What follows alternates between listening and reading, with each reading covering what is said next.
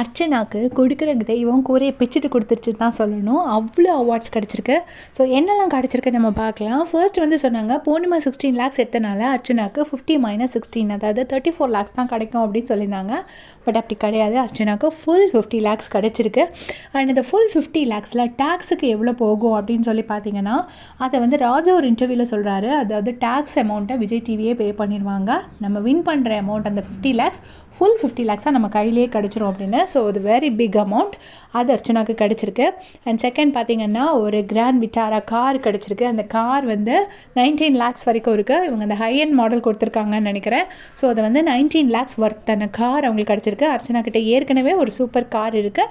So அதுவும் அவங்க சம்பாதிச்சு வாங்கினது தான். இப்போ அதுக்கு அடுத்து இந்த காரையும் அவங்க தன்னோட சொந்த சம்பாத்தியத்தில் வாங்கியிருக்காங்க. ஸோ ரொம்ப ஹாப்பியாக ஃபீல் பண்ணுவாங்க. அதுக்கு அடுத்து பார்த்தீங்கன்னா G2 ஒரு லேண்ட், அதாவது 17 lakhs ஒர்த் லேண்ட் கோயம்புத்தூரில் அவங்களுக்கு கிடச்சிருக்கு. அவங்களுக்கு மட்டும் இல்லை, அவங்க கூடயே இருக்கிற மணிக்கும் கிடச்சிருக்கு. ஸோ ஃபர்ஸ்ட் ஆக்சுவலாக வின்னருக்கு மட்டும்தான் அப்படின்னு அனௌன்ஸ் பண்ணியிருந்தாங்க. அதுக்கப்புறம் பார்த்தா ரன்னருக்கும் சேர்த்து அனௌன்ஸ் பண்ணியிருக்காங்க.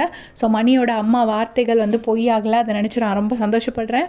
மணிக்கு வந்துட்டு அவங்க அம்மா வந்துட்டு நீ பணப்பெட்டி எடுக்காதுன்னு சொல்லியிருப்பாங்க. ஸோ அவங்க எடுக்காதுன்னு சொன்ன மாதிரி மணிக்கு அந்த 16 lakhsக்கு 17 lakhs ஒர்த் லேண்டு கிடச்சிருக்கு. ஸோ மணியும் வெல் டிசர்விங் தான்.